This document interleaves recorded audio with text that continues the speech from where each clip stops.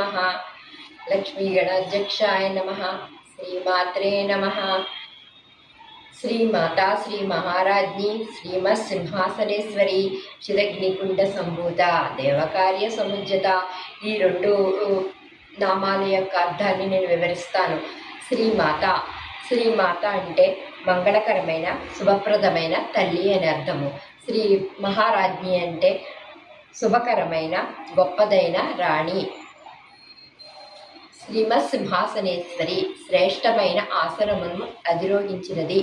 చిదగ్నికుండ సంభూత దేవకార్య సముజ్జత చైతన్యమనడి అగ్ని నుండి ఉద్భవించిన శ్రీ మహారాణి.